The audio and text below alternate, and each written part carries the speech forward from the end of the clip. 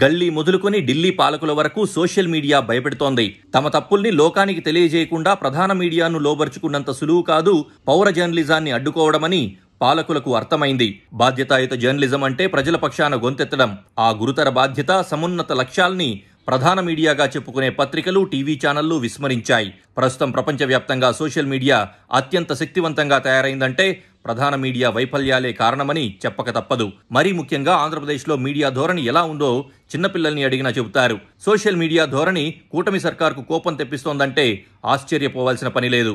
Media పవర్ని ఎంతో ముందుగా పసిగట్టిన విజనరీ నారా చంద్రబాబు నాయుడు ఆ మీడియాను అడ్డుపెట్టుకునే చంద్రబాబు రాజకీయంగా ఒక్కో మెట్టు ఎదుగుతూ వచ్చారు. ఏపీలో బాబు మీడియా ఎంత శక్తివంతంగా పనిచేసిందో, చేస్తున్నదో ప్రత్యేకంగా చెప్పాల్సిన పని లేదు. చంద్రబాబు రాజకీయ ప్రయోజనాలను దెబ్బతీసేవారిని భూస్థాపితం చేయడం తమ జర్నలిజం కర్తవ్యంగా ప్రత్యర్థులను టార్గెట్ చేస్తూ కథనాలు రాయడం తెలిసిందే. చివరకు దివంగత ఎన్టీఆర్ను కూడా దిగంబరంగా చిత్రీకరిస్తూ కార్టూన్స్ వేసిన ఘన చరిత్ర బాబు రాజకీయ గురువు పత్రికకే దక్కింది. బాబు మీడియా నందంటే నంది, పందంటే పంది అని రాస్తే జనం నమ్మారు. నాణానికి రెండో వైపు చూపే మీడియా వ్యవస్థ లేని కారణాల్ని అడ్డుపెట్టుకుని ఎన్టీఆర్ లాంటి వ్యక్తిని సీఎం పీఠంపై నుంచి దింపారు. ఇదంతా టీడీపీ లోక కళ్యాణం కోసమేనని బాబు మీడియా నమ్మించేలా రాతులు రాసింది. లక్ష్మీపార్వతి భుజాలపై తుపాకులు పెట్టి ఎన్టీఆర్ను రాజకీయంగా ఎలా కాల్చారో నాటి రాజకీయాలకు సాక్షిగా నిలిచిన వారిని అడిగితే కథలుగా చెబుతారు. కాలగమనంలో అనేక సాంకేతిక మార్పులు, ఇంటర్నెట్ పుణ్యమా అని పౌర జర్నలిజం అవకాశాలు చేతుల్లోకొచ్చాయి. 10 ఏళ్ల క్రితం వరకు వాస్తవాలొక్కటైతే బాబు మీడియా మాత్రం ఇంకోలా రాస్తోందేంటబ్బా అని ప్రజల్లో సంశయం. ఏమోలే, వాళ్ళు రాసిందే నిజమేమోనని అనుమానించే పరిస్థితి. అలాంటి అనుమానాలు, సంశయాలను బద్దలు కొడుతూ సోషల్ మీడియా అత్యంత శక్తివంతంగా పనిచేయడం ప్రారంభించింది. అంతేకాదు ఆ మీడియా రాతలు, కోతల వెనక దురుద్దేశాల్ని లోకానికి చెప్పే అవకాశం సోషల్ మీడియా ద్వారా దక్కింది. 2 రోజుల క్రితం సుగాలి ప్రీతి కేసును సీఎం చంద్రబాబు సీబీఐకి ఇవ్వాలని నిర్ణయించారనే సమాచారాన్ని ప్రభుత్వ అనుకూల పత్రికల్లో రాసిన తీరు ఆశ్చర్యం కలిగించింది. ఆ రాతల్ని సోషల్ మీడియా అసహించుకుంటూ ప్రజాభిప్రాయాన్ని ప్రతిబింబించారు. వైసీపీ ప్రభుత్వం హయాంలో ఈ కేసు దర్యాప్తును నీరుగార్చారు. సీబీఐకి అప్పగిస్తున్నట్లుగా మొక్కుబడిగా జీవో జారీ చేసి చేతులు దులిపేసుకున్నారు. ఆ సంస్థ దర్యాప్తు చేపట్టేలా ఎలాంటి చొరవ చూపలేదు. అప్పట్లో జనసేన అధినేత పవన్ కళ్యాణ్ ప్రీతి కుటుంబం తరపున పోరాటం చేశారు. వారికి అండగా నిలబడ్డారు. ఇది చంద్రబాబు అనుకూల పత్రికల్లో సుగాలి ప్రీతి కేసుకు సంబంధించిన రాతలు.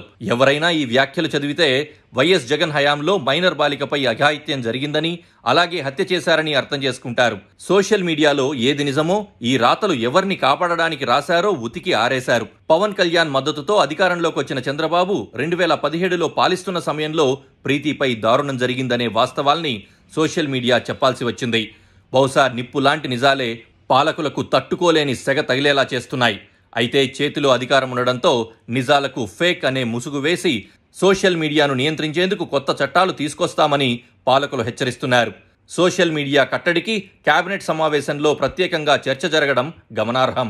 సోషల్ మీడియాను కట్టడి చేసేందుకు ప్రత్యేక చట్టాన్ని ఏ విధంగా తీసుకురావాలనే అంశంపై 4 మంత్రులతో కూడిన ఉపసంఘాన్ని సీఎం చంద్రబాబు నియమించడం మరో విషయం. సీఎం చంద్రబాబు ఆగ్రహాన్ని, సోషల్ మీడియా కట్టడికి చూపుతున్న అత్యుత్సాహాన్ని చూస్తూ ఉంటే తాను నమ్ముకున్న మీడియా పనైపోయిందనే వాస్తవం ఆయనకు తెలిసొచ్చినట్లుంది. ఇదే సందర్భంలో దుష్ప్రచారం పేరుతో నిఖార్సైన జర్నలిజాన్ని భూస్థాపితం చేయాలని అనుకోవడం భ్రమే. సమాజ ప్రయోజనాల్ని ఆశించి పాలకుల్ని ప్రశ్నిస్తున్నారే తప్ప ఏవో ప్రయోజనాల కోసం కాదని చంద్రబాబు గుర్తించుకుంటే మంచిది. పోగొట్టుకోవడానికి ఏమీ లేని వాళ్లతో పాలకులు జాగ్రత్తగా ఉండాలి. అణచివేత చర్యలు సోషల్ మీడియాని మరింత పదునెక్కించడానికి పనికొస్తాయే తప్ప నిలువరించడం అంటే అరచేతిని అడ్డుపెట్టి సూర్యకాంతిని ఆపాలనుకోవడమే. పాలకులు పదే చెబుతున్న దుష్ప్రచారం సోషల్ మీడియాలో అసలే లేదని ఎవరూ చెప్పడం లేదు. రాజకీయ పార్టీలుగా అదంతా మీరు చేసుకుంటున్నదే.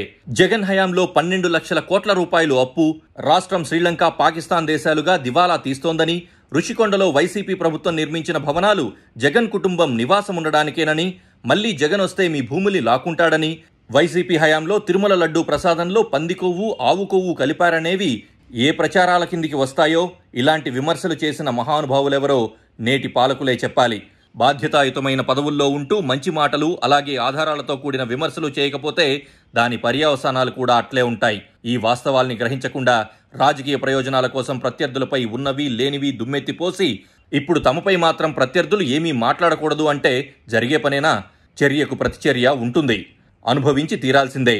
అయితే సోషల్ మీడియా అంటే TDP, YCP, Janasena, BJP, Congress తదితర రాజకీయ పార్టీలకు మాత్రమే సంబంధించింది కాదు. ప్రధాన మీడియా రాజకీయ ఎజెండాలతో బందీ అయిన నేపథ్యంలో పౌరులు స్వచ్ఛందంగా వాస్తవాల్ని బయటికి చెప్పే వేదిక.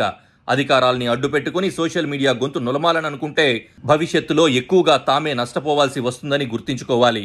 ఎందుకంటే ప్రజలెన్నుకున్నది 5 ఏళ్లు పాలించడానికి మాత్రమే. కానీ పాలకులు చేస్తున్న విధానాలు మాత్రం రాచరిక వ్యవస్థల్ని తలపిస్తున్నాయి. నేడు వేసిన విషబీజాలు రేపు మహావృక్షాలై తమనే కబలిస్తాయని గుర్తించుకుని స్వేచ్ఛాపూరిత విషయంలో జాగ్రత్తలు తీసుకుంటే మంచిది.